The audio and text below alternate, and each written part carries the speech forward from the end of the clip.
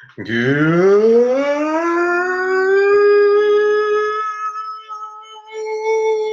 evening, SportsZonians. How's everybody doing out there tonight? I am Mike Aglioloro. I am your host for this is Sports Zone. Coming to you live like we do each and every week here via the I-95 Sports and Entertainment Radio Network. We got a good show for you tonight. We'll be joined by Dave Hastings and Erich Tressler in a matter of moments. And we're going to look back at the week that was in the NFL. We got a lot to talk about there. We're going to look at some of the playoff races. Unbelievably, especially if you were looking at this team back in week 8 when they were 3-5. Cowboys have now won 5 straight games. And for all intents and purposes, with 3 weeks to go, they have a 2-game lead on both the Eagles and the Redskins. And I don't want to say it too loudly, but one could say they might very well be the front runners to win the NFC East right now. So we'll get into that in a little while. The Giants had a huge win over the Redskins on Sunday, so their season is not quite done yet. Then you had Miami with that last-second miracle. You see it all the time where teams are down to their final play when the clock is running down, so they do a bunch of flea flickers, a bunch of laterals, try to keep the ball moving, and the Dolphins actually succeeded in theirs, and they went the length of the field on their last play and beat the New England Patriots. So we will get into that in a little while. You got the Raiders down in the Steelers. Steelers have now lost 3 straight games. So you have that. The Rams lost to the Bears on Sunday night. We'll talk about that in a little while. And, yeah, we got all that to talk about. We might even get to a little baseball. I know I spent a lot of baseball last week, so might not dominate the show, but you got 2 big things. You got the fact that the Modern Era Committee decided to vote in Lee Smith and Harold Baines to the Hall of Fame. The Lee Smith one I can kind of sort of agree with because Lee Smith did hold the record for most saves in a career for about 15 years before it was broken by Trevor Hoffman and Mariano Rivera. So I can agree with that. Harold Baines, no. Harold Baines is not a Hall of Famer. Harold Baines had a pretty good career, but if you put him in, then there's a whole bunch of other people who belong in there. And with that, we welcome Erich Tressler to the program. Erich, how you doing tonight? Doing good, Mike. Doing good. How you doing? I'm all right, man. So I tell you what, we're gonna get into a lot of football tonight, but seeing as how you were here first, I want your thoughts on the 2 newest members of the Baseball Hall of Fame as voted in by the Modern Era Committee, Lee Smith and Harold Baines. What are your thoughts on that, sir?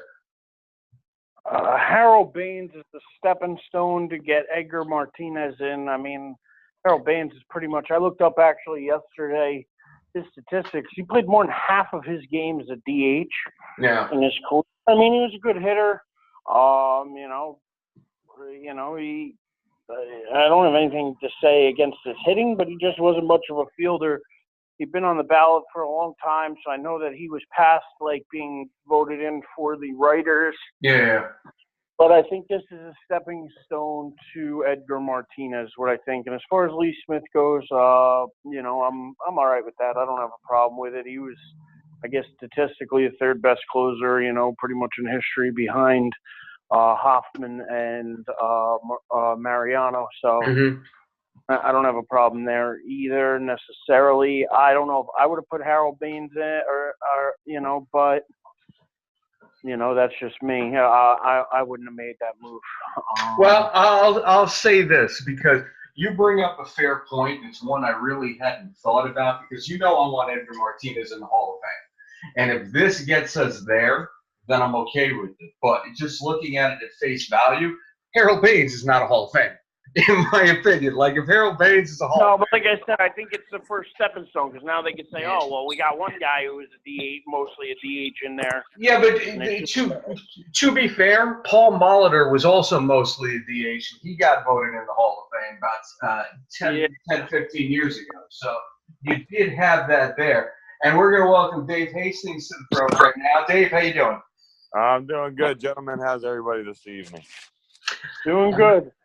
But I wanted to actually, Mike, while we're on the topic here, I know Dave's not as big on the baseball, so I don't mean to stick to it for a while. But I was actually just reading some interesting things about the winter meetings, and I think I know where you're going with this, but go ahead. Well, no, there's a couple topics. Okay. If you don't mind, I'll throw out there. The first one being a little surprised to hear that the Blue Jays, just completely gave up on Tulowitzki and cut him. So now any team that signs him is going to sign him for pennies. They're going to sign him for $600,000 because the Jays are still on the hook for all his money. So they're on the hook for $28 million. And he's out there. I hear the A's are rumored to be interested in him because, he could have a bounce-back year. He does miss a lot of time. I did see that he missed at least 30 games in 7 straight seasons and 8 out of the past 9. But that said, he's a career .290 hitter who's pretty good. And somebody's going to get him on the cheap and see if he can be comeback player of the year. Yeah, I mean, I was kind of surprised. I was, but I wasn't surprised by that. Like, I could always see that as a possibility, especially because he missed all of last season with the injury. But I was surprised because I felt like the Blue Jays were going to ride it out because, like you said, they're still on the hook for all that money. So, like, there's no savings in there. But, yeah, he's out there. I don't know. Do you think the Yankees take a chance on him for a little bit? Because you do have the opening. No, there's nowhere to put him. I think if you have the opening, though. You have the opening because you have Didi out for a little while. Glaber stays at second base. Yeah, I just don't see him going that way. Unfortunately, I see them in too hot on the Machado talks, and I think that's the way they really want to go. Yeah. All right. So what was you? So there's a couple things. The most obvious one, I guess we can get into a little bit, and even Dave can chime in here and see what his thoughts are. But that rumored 3-team trade today of Real Muto. Real Muto, Syndergaard, and then Duhar kind of moving around. I don't like it at all. I'll be honest. I know it gets us Syndergaard, and it'll probably land us Machado too because we'll need him at that point more. But I don't like it because I'll be honest. I think we've only scratched the surface of what Andujar could do offensively, and I'm not ready to give up on him. I know Syndergaard's good, but again, he's only made 32 starts in the last 2 years. So I'm just not a fan of that move. I think there's other pitching we can go out and get. Dallas Keuchel's still out there. I mean, we could trade for a Kluber if we need to. But I just think the injuries with Syndergaard lately are too much of a risk to give up a player like Andujar. I don't know. What are your thoughts on it? Well, it's funny because apparently this broke last night, and I hadn't seen anything about it. When I woke up this morning, that's when I started getting hit with this whole thing. And it's like they have names that have been rumored, and you just named a vast majority of them that were in there. Like the first iteration of this trade that I heard was that it was going to be a 3-team deal with Syndergaard going to the Yankees, a bunch of prospects from the Yankees going to the Marlins, and the Mets wind up with Real Muto and Sonny Gray. And then Andujar's name came in later. Now, obviously, I told you what I want for Syndergaard. I want an arm, a leg, and a couple ribs for Noah Syndergaard if we're going to wind up trading him. But, and this might sound a little crazy, and I'm with you. This trade is not going to happen. Like the latest report that came out an hour ago is that all the talks have fizzled here. The Mets are going after Real Muto, but they would have to give up Syndergaard, like you said. They might have to give up Rosario. The Yankees are willing to listen on Andujar, but it doesn't seem like they really want to give him up either. So I don't think this trade is going anywhere, truthfully. But if the Mets were able to trade Syndergaard and come out of it with Real Muto, Andujar, and Sonny Gray, who I think is one of those pitchers who just pitches better away from Yankee Stadium. I think you put him in Citi Field. I'm not saying Cy Young or anything like that, but you look at what he did in Oakland a few years ago in a pitcher's ballpark. You put him in a pitcher's ballpark, I think he'd be much better pitching than what we saw last year.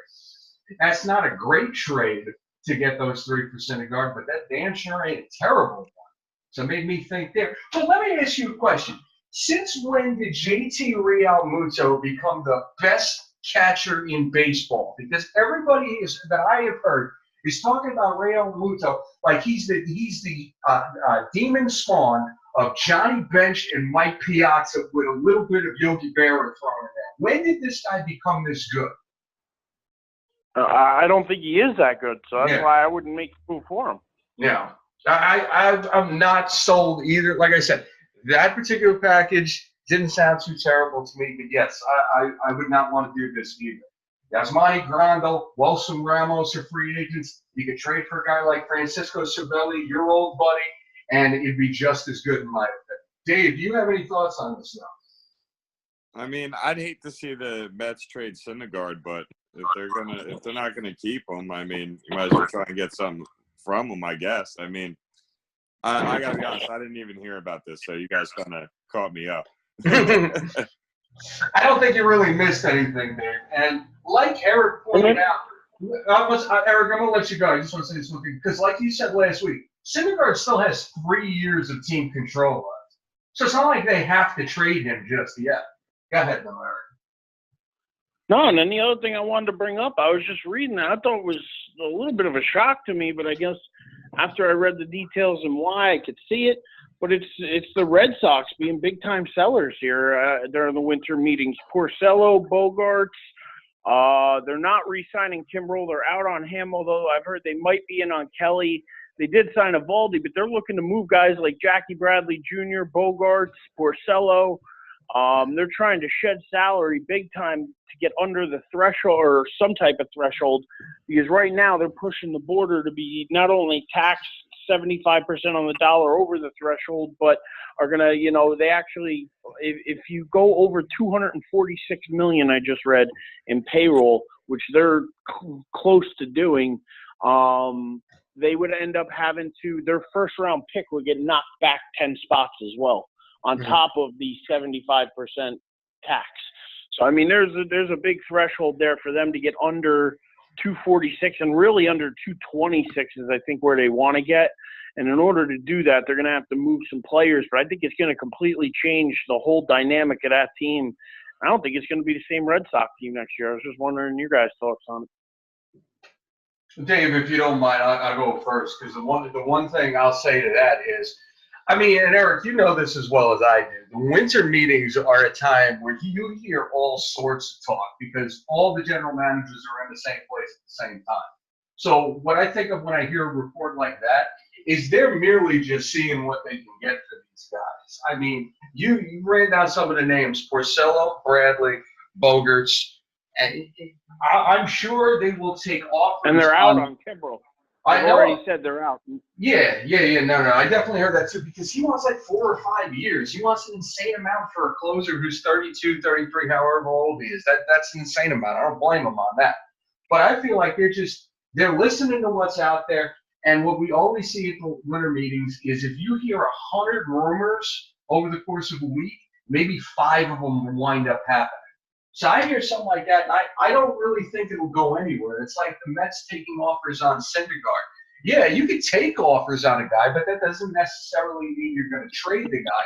You're just trying to see what's going on. Or one thing I've heard is you start by taking the call on Syndergaard, and then you see what else is available on the other team's roster, or you see who else the guy would want. So one thing can lead to another and things like that. My honest opinion, I think there's a chance they could trade Porcello. Bogarts and Bradley ain't going anywhere, in my opinion. Those two will not be moving. I heard the D-backs are big in on Bradley right now. Yeah, but the Diamondbacks don't really have anything to offer that the Red Sox would want. That's why they're rebuilding. Yeah, but they're the Red Sox of the West, though. Apparently, if you look at their roster, they got a bunch of old Red Sox, and in their front office, they got a lot of old Red Sox guys too. So I wouldn't put it past them to actually be in on Bradley. And Bradley's only owed $7.9 million next year. Yeah. So he's an obtainable contract for a team. It's not like you got to pay him big money.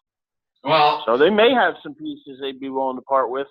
Well, to change the subject, I thought they completely kind of crapped the bed on that trade of Paul Goldschmidt to the Cardinals. Like, I don't really know too much about the guys they got back, But in my opinion, like, if you wanted to rebuild with a trade Goldschmidt, more power to you. But I would not have made that trade for Goldschmidt. I'll say that.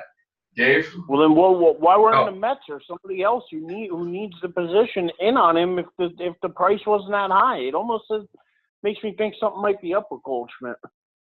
Well, that's true too, but I think also the Mets don't necessarily have a hole at first base. They want to see what Peter Alonso could do at first base. So, like Goldschmidt, Yeah, I was hearing that too. yeah, Goldschmidt is an all-world talent. I'm not saying Alonso is going to be that. I'm saying if you saw what he did, there's enough hype surrounding Alonso that the Mets at least want to give him a shot and see what he can do. So, I want to try to get Dave in on this, see if he has any thoughts. Go ahead, Dave. I'm good, guys. Okay. Fair enough. All right, Eric. That's all I got from the winter meetings. That's all I got for you. All right, cool. Let's move to football a little bit here. Now, I don't know if you guys want to kind of recap the weekend or if you want to just start looking at division races and playoff fixtures here, because we got 3 weeks left until the end of the season here. And you had some games with some major playoff implications on Sunday. You had the Cowboys beating the Eagles in overtime. Then maybe not necessarily playoff implication one. I mean, maybe in a grander scale, but you had your Giants handily destroying the Washington Redskins on Sunday. Then you had the Steelers losing to the Raiders. The Rams got beat by the Bears in a very low-scoring game. And, again, maybe not one of the playoff implications, but then you had the Dolphins with all those flea flickers beating the Patriots at the last second on Sunday. So I will leave it to you guys. Where would you guys like to begin here? And Dave, let's start with you. Well, I mean, I think one of the first things you can definitely say is that that New England-Miami game had major playoff implications. It possibly stops New England from being able to get home field advantage throughout the playoffs, which is one of the biggest advantages they've had over their, almost 20-year run. Yeah. So that had a major impact. Baltimore losing and Miami winning makes them with the same record. Baltimore still holds a tiebreaker for the wild card spot. But, I mean, if you really think about it, I mean, that one play literally could have knocked the Patriots' opportunity to return to the Super Bowl in half just by losing that one play. Yeah, it was a great play, too. Oh, it was a horrible move by New England. Why do you have Gronkowski on the field when you know Tannehill can't throw it that far? That's this is almost stupid defensive play call. That's a good point. Yeah, I'm with you there. It makes no sense to have Gronk out there. Listen, we all know he's a manimal. He's a different person, but he's not a defender. And it wasn't like they had to chuck a deep ball. I mean, they could have went for the deep ball, but instead they tried the hook and ladder. I mean, but you knew the guy wasn't going to throw it 70 yards downfield. So, I mean, I don't know. I don't see the reason in having him out there. This week was just one of those NFL weeks that, really it makes you question, if the fix is in my opinion. Because, the Raiders, they couldn't beat their way out of a paper bag. They go in and beat the Steelers. Come on, there's something wrong with that.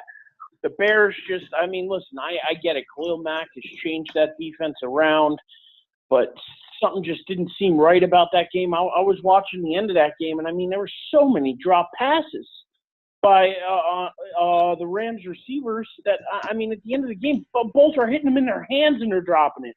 I didn't understand it. It wasn't making any sense. And then, we haven't talked about it yet, and I'm sure we'll get into it. We'll keep going on the Miami thing here for a minute, but that Dallas game, you cannot tell me the fix wasn't in. That was the worst officiated game I've seen all year, starting from the very first play where that was clearly a fumble and a recovery by Philly, and somehow they gave the ball back to Dallas. It made no sense whatsoever. I was watching it with a group of people. I was actually at the bar, and everybody there was like, how is that not a fumble? How is that not a recovery? 4 Eagles on top, not a Cowboy around, and they give the ball back to the Cowboys? I'm sorry. There was something wrong with that game. I mean, we can get into it after this Miami thing. I mean, that was a hell of a play on Drake's part, not pitching it back, not keeping the lateral going, and realizing what defenders he had in front of him. I mean, he'll even say once even said once he saw Gronk, he was like, I knew I was going into the end zone. So, hell of a move on Drake's part. And like you said, it puts Miami in the playoff picture. But let's be honest, nobody has any faith in Baltimore or Miami come playoff time. They're kind of just, teams that are there. They should be happy to be there, but they're not going anywhere. See, I'll agree with that. And I just wanted to throw one thing in about that play. I don't know. I can't remember the offensive lineman's name, but I think it was number 62 or 52. And that man was 60 yards down the field and threw the block on the right side of Drake, so he only had to outrun Gronk. And anybody that's ran that far, I don't care what your body size is, that ain't easy to do after playing football for 59 minutes and 48 seconds. And he made a full body effort. And I don't know. I get amped as hell when I see big men running down the field and really, getting into the play and not just, doing their initial block and moving on. I think that was an amazing play. I just had to throw that in there real quick as part of that play. Yeah, that's absolutely fair on that one. The Gronk thing. You bring up a good point that he should have been there because that Tannehill wouldn't throw that far. My first thought when I see him on there is how on the last play of the game, in normal circumstances, the defense will have everyone stay back and they'll have like a hands unit come out just to prevent anything deep. But Dave, you're right. With Tannehill out there, you don't really need that. So to your point, I definitely agree with you that Gronkowski should not have been on the field. But also, you see Gronkowski, he's a big dude. Of all the guys you're going to want there who don't normally do that to try to tackle someone, you could do worse than Gronkowski, though. He took a bad angle on everything, though. He got put in a bad position. Bad angle, and then he tripped over his own 2 feet. He did trip over his feet. That's why a 6'7" guy shouldn't be on defense when you know you're going to have to tackle somebody. Because I'm sorry, if you name the list of all 32 starting quarterbacks in the NFL that have guys rushing them that can throw the ball 70 yards to the end zone, you're maybe coming up with about 4 to 5 names, and that's it. There are not many. Patrick Mahomes, and that's about it. Honestly, yeah, it's about Patrick Mahomes and end of the list. Yeah, I don't think Breeze makes that throw. Brady makes that throw. Maybe none of them. Rodgers doesn't make that throw. You can't make it. It's 70 yards. Nobody's putting the ball 70 yards in the air other than, like I said, possibly Mahomes. Wait a minute. Rodgers has done something like that in the past, though, hasn't he? Not from 70. the 31-yard line. 70 in the air. I don't know. I might take Rodgers on that one. Might take Rodgers. Maybe 100% healthy and nobody around him. But yeah, you don't play that as you're playing for a Hail Mary. You play that as you're playing for a hook and ladder or pitch the ball back and forth. You were literally having nothing out there but linebackers and corners and safeties. You're just trying to make a tackle. You need to play disciplined defense for one more play, not Hail Mary defense. It's maybe the first time I could ever think about that I've ever wondered what Bill Belichick let happen on the defensive side of the ball. I mean, and even still, why wouldn't you put somebody out there with more speed than Gronk? It doesn't make sense. I get it. Gronk is big and physical, but in a spot where he's like the lone guy, is he going to make an open field tackle? No. If you're going to put an offensive guy out there, I don't understand why you wouldn't put White or Edelman or somebody else with some speed that can cut on angles and make a play to drag somebody down from behind if they had to. Well, I mean, they might have the speed, but I don't know if I would trust them to make a tackle right there. Like, Edelman would get thrown around like a rag doll. Not that but not if down he's playing the field, free safety like Gronk. I mean, Gronk had no blockers next to him. It was look, bottom line is it was a big mistake by New England, and in the long run, it really could hurt their chances of being able to make another run to the Super Bowl. Yeah, I agree with that. I still think they're getting the number 2 seed because, and correct me if I'm wrong, I don't think anybody thinks that Houston's going to wind up getting a better seed than them because they're the only ones who can get the number 2 right now. Well, and that's what helps New England. They beat Houston and they beat Kansas City. So that helps them. But, I mean, it's not like Houston has some, hard-ass schedule coming up. I mean, for Christ's sakes, they play at the Jets on Saturday. Yeah. Like, I'm pretty sure we all expect them to win that game. Yeah. So I don't think, I don't think it's a guarantee that they get a bye week, nor that I definitely don't think they get home field throughout. Yeah. All right. Let's head to the Eagles Cowboy game real quick here. I'll say this to go with what Eric said. That is the first time I have ever seen something like that happen, where there's a fumble recovery and the officials say, "What was it? No clear advantage." Non-clear recovery. Yeah, I've never heard of that in my entire life.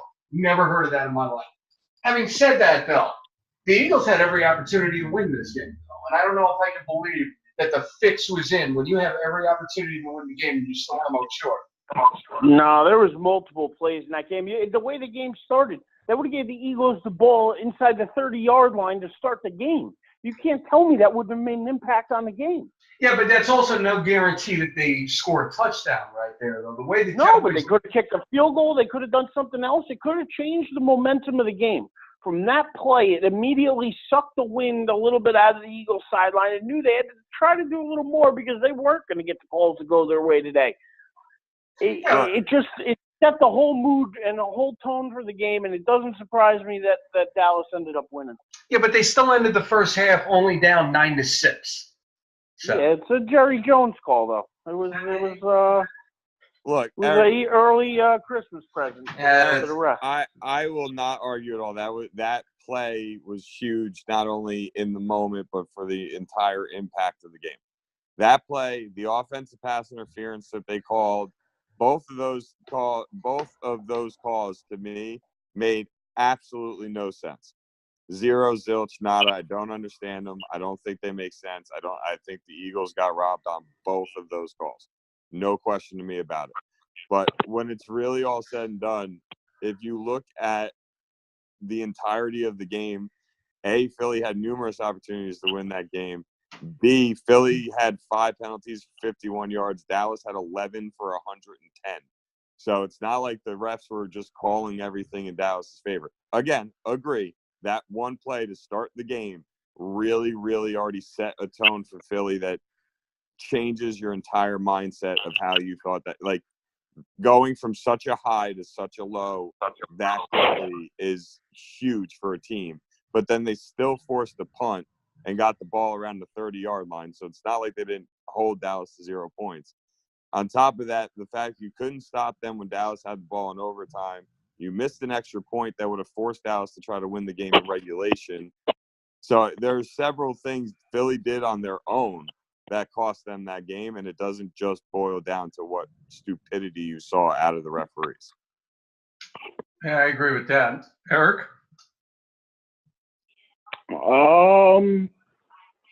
I kind of gave you my thoughts already. All right. Because I was going to say final points for everyone so we can move on to the next game. But listen, at this point, I never thought I'd say this. Does anybody dispute that at this point this is the Cowboys' division to lose? Because they're up on 2 games. No, this was the game. That game decided it. Because if the Eagles would have won that game, the division would have been much more interesting. Even the Giants would have only been 2 games out had things shaken out that way. So, I mean, everybody would have still been in it. But now, yeah, it's the Cowboys to lose. They would have to pretty much lose out and the other teams win out, and I don't see that move happening. So, I mean, we were all on board after the Alex Smith injury that pretty much Washington would be lucky to win another game all season. And they're down to starting Mark Sanchez, so we all know how that prediction's going. And the Eagles now, that puts them 2 games behind. So I just don't see a way that anybody's really going to catch the Cowboys. But yeah, it's their division right now to lose. But let's stay in the NFC East because let's talk about your Giants real quick because you guys destroyed the Redskins. Sanchez gets benched. Josh Johnson is now going to be their starting quarterback at least for the next game. And you guys are now 5-8. You have the Titans, the Colts, and the Cowboys to finish the season. What do you think the odds are they finish out 8-8?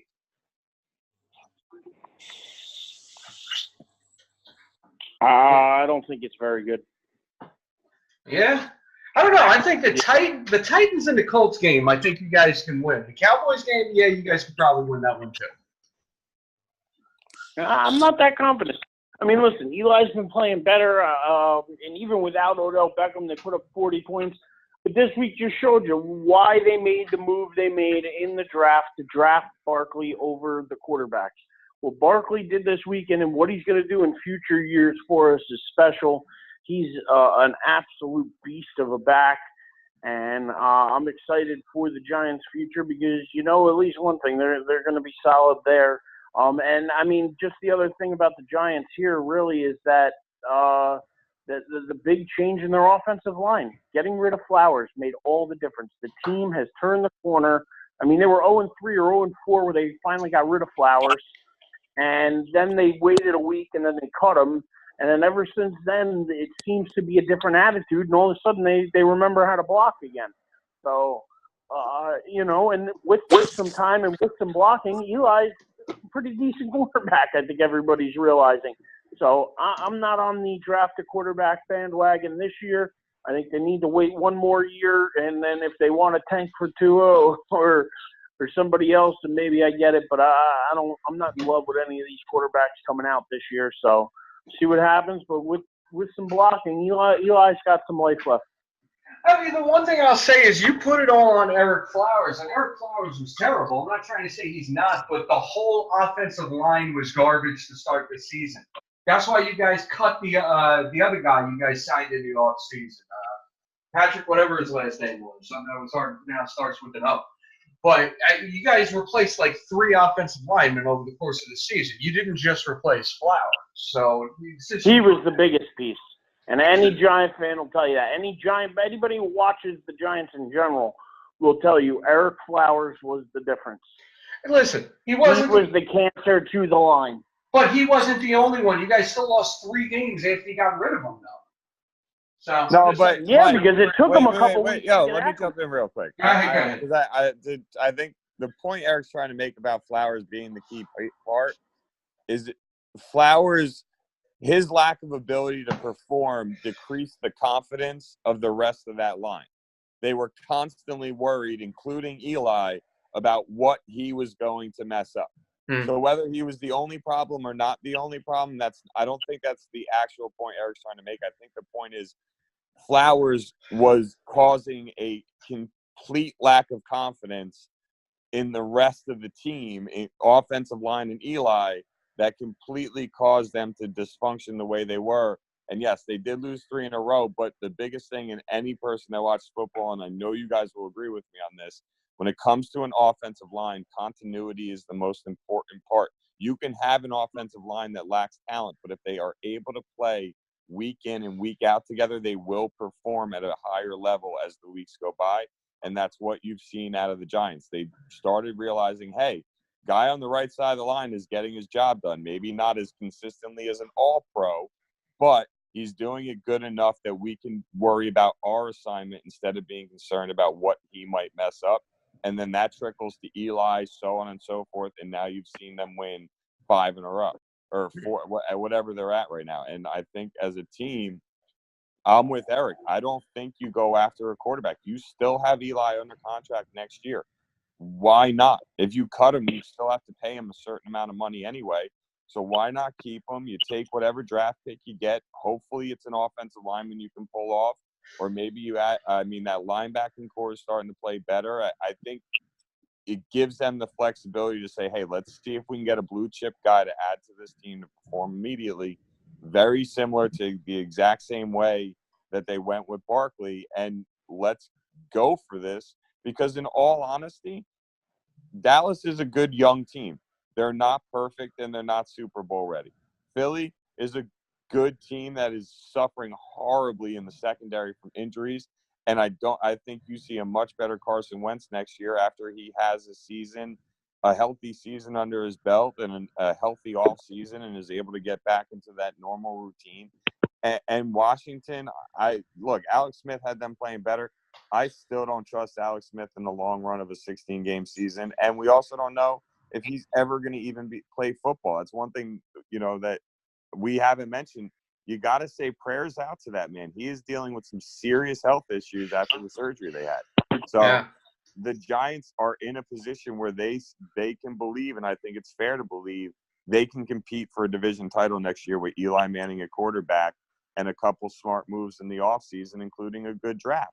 So you ride it out. And to go back, I think that's the point Eric's trying to make. Flowers being gone increased the confidence of the rest of the offensive line and Eli, and that's why they've been able to play as well as they have over the last month or so. Sorry, Well, had to get that in.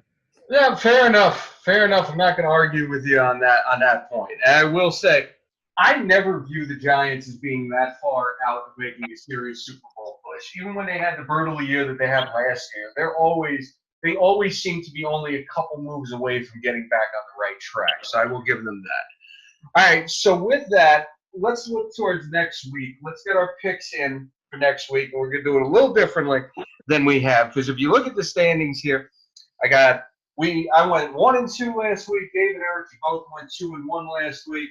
Eric's sitting there at 18, 21-1 on the season. Dave is at 20, 18-1 on the season. I am at 23, 18-1 on the season. So we're going to do it a little differently. We each have picked 3 games to pick here. So I will let you guys begin. Which one of you guys would like to go first? God, Eric, I'm catching my breath after that rant about your Giants. You went off. All right, I'm gonna open it up with the Thursday night game, the Chiefs and the Chargers. I think that's probably maybe your game of the week, which is rare to say for a Thursday night game. Chiefs have the Chargers. I've been saying it should be are kind of a surprise to me this season at 10-3. Maybe they shouldn't be because their defense has improved, and they do have, I think, Melvin Gordon coming back off injury this week, which will help them in this game. Although playing at Arrowhead's always tough, and with the way the Chiefs have looked, I'm going to take the Chiefs at home. Are we going? Should I go all 3 here? Yeah, do all 3. Got about 6. I'm going to leave the Bears-Packers for Dave because I know he said before he liked that game. The second game I'm going to give you is the Vikings and the Dolphins. The Vikings coming off that loss. Kirk Cousins just not looking right. Miami coming off a big win against New England. Both teams need this game. If I'm not mistaken, playoff standings-wise, they both need this game as well. I'm not sure where Minnesota is in the playoff race. I'm actually looking at that now. Well, there's a bunch of teams. There's a bunch of teams. Yeah, Minnesota's sitting in the 6th spot, and Miami's looking to move up into the 6th spot. So, but Cousins just hasn't looked right to me, and for that reason, I'm going to actually take Miami in this game to continue the trend and build off the big week they had. And then the last game I'll give you is